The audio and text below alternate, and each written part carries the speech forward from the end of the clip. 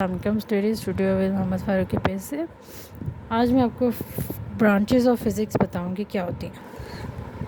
Physics जो है वो एक वास्ट सब्जेक्ट है जिसमें जो है वो काफ़ी जो इसके प्रिंसिपल्स और लॉ के अकॉर्डिंग जो है वो आगे जो अंडरस्टैंड करते हैं इसके कोई भी रूल्स। तो अब फ़िज़िक्स को जो है वो आगे सब डिवाइड किया गया डिफरेंट ब्रांचेस में, जिसमें जो है हम इंक्रीज़ कर सकते हैं टेक्नोलॉजी के लिहाज से, उसकी प्रोग्रेस कर सकते हैं। और इसमें इंक्लूड होते हैं मैकेनिक्स, ऑप्टिक्स, वेव्स, थर्मोडायनामिक्स और डिफरेंट किस्म की जो इसकी है वो ब्रांचेस जो है जिनमें इसको सब डिवाइड किया गया है। सबसे पहले हम देखते हैं मैकेनिक्स। मैकेनिक्स में हमें क्या बताया, मैकेनिक्स में हम स्टडी करते हैं मोशन ऑफ ऑब्जेक्ट और उसका जो रिलेशन है फोर्स के साथ, जो इसका रिलेशन है वो हम मैकेनिक्स में स्टडी करते हैं। जैसे हम फॉलिंग ऑफ ऑब्जेक्ट, कोई भी ऑब्जेक्ट फॉल कर रहा है, गिर रहा है, तो उसमें जो उसकी मोशन, उसकी हरकत जो हुई है वो कैसे हुई है और उसको फोर्स कितनी लगी है वो हम मैकेनिक्स में स्टडी करते हैं। और फ्रिक्शन, वेट, स्पिनिंग ऑब्जेक्ट, जो ऑब्जेक्ट हम घुमाते हैं उसको किस तरह से जो है वो उसमें मूवमेंट उसकी कैसे हुई है, मोशन, और उसका फोर्स के साथ क्या रिलेशन है, तो हम इसमें मैकेनिक्स में स्टडी करते हैं। थर्मोडायनेमिक्स में हम स्टडी करते हैं हीट एंड टेम्परेचर के बारे में, और उसका जो रिलेशन है एनर्जी के साथ वो हम स्टडी करते हैं, और इसका रिलेशन जो है एनर्जी से वो डिस्कस करते हैं। अब हमारे पास इसमें एग्जांपल क्या आ जाती है, मेल्टिंग एंड फ्रीजिंग प्रोसेस, कि मेल्टिंग और फ्रीजिंग प्रोसेस हीट और टेम्परेचर के थ्रू हो रहा है, और इसमें जो एनर्जी लग रही है मेल्ट होने में या फ्रीज़ होने में, प्रोसेस में, वो हम इसमें देखते हैं। जैसे इंजन्स हो गए, रेफ्रिजरेटर्स हो गए, इसमें हीट और थर्मल जो है वो थर्मोडायनेमिक्स में स्टडी करते हैं कि इसमें एनर्जी, जो पावर जो इसको मिल रही है, उनका जो है वो हीट और एनर्जी के साथ, टेम्परेचर के साथ क्या रिलेशन है। अब हमारे पास है ऑस्किलेशन एंड वेव्स। इसमें जो है वो टू एंड फ्रो मोशन, किसी भी चीज़ की टू एंड फ्रो मोशन जो है वो वेव्स या ऑसिलेशन कहलाती है। ठीक, इसमें जो है हमारे पास जैसे springs, water waves, sound waves, ये जो है वो टू एंड फ्रो होती है, मतलब अप एंड डाउन मोशन होती है। इसमें कोई जो है एक लाइन में जो है वो जो इसकी जो वेव होती है या जो इसकी मोशन हरकत होती है वो एक लाइन में नहीं बल्कि टू एंड फ्रो मोशन होती है। उसमें हम ऑस्किलेशन एंड वेव्स में स्टडी करते हैं। नेक्स्ट हमारे पास है एटॉमिक एंड न्यूक्लियर फिज़िक्स।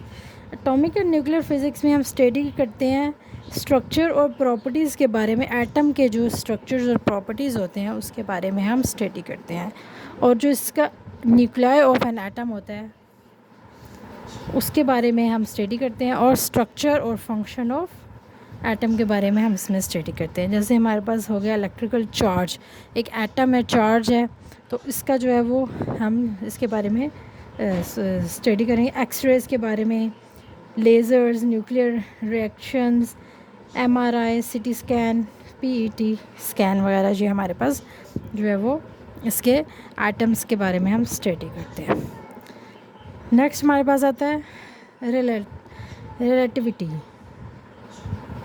इसमें हम मूविंग जो ऑब्जेक्ट होता है, जो वेरी हाई स्पीड होता है उसकी, और उसकी जो ग्रेविटी होती है, ग्रेविटेशन जो होती है वो हम स्टडी करते हैं ग्रेविटी के लिहाज से।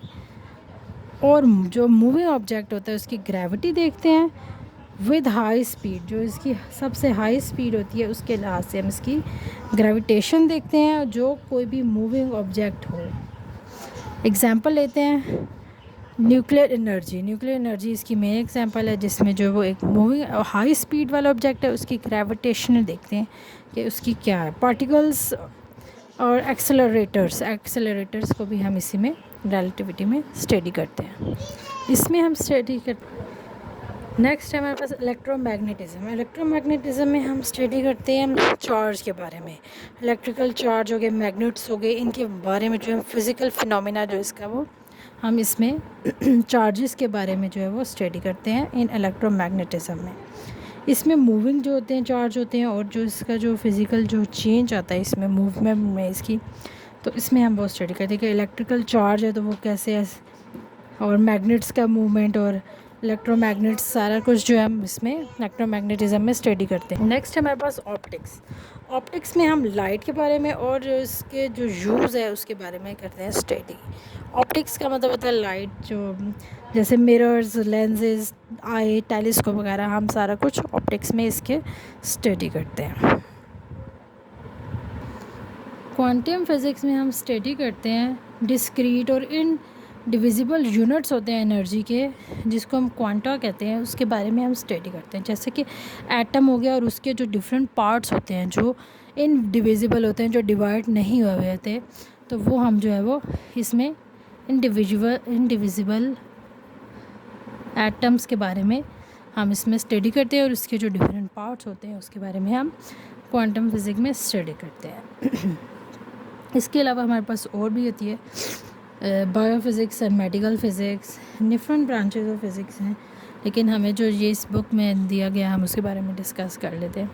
तो इसके जो फर्दर हैं वो आगे इसको हम डिस्क्राइब भी करेंगे क्योंकि क्वेश्चन भी आ गए हैं। तो इसका जो है वो कनेक्शन जो है वो और भी ब्रांचेस के साथ है। जैसे कि हमारे पास इसका सबसे ज़्यादा कनेक्शन मैथमेटिक्स के साथ है, नेचर, ताकि वो मैथमेटिक्स के टूल्स को जो है वो इसी के ज़रिए अंडरस्टैंड करता है थ्रू द फिज़िक्स। और लर्निंग फ़िज़िक्स रिक्वायर्स मैथमेटिकल, और इसमें जो है वो हमें लर्न फिज़िक्स की ज़रूरत पड़ती है मैथमेटिकल कोई भी जो न्यूमेरिकल्स वगैरह हल करने के लिए। तो आज का हमारा ये टॉपिक था ब्रांचेस ऑफ फिज़िक्स। कोई भी डिफ़िकल्टी हो तो आप पूछ सकते हैं। चैनल को लाइक करें, सब्सक्राइब, शेयर। Thank you.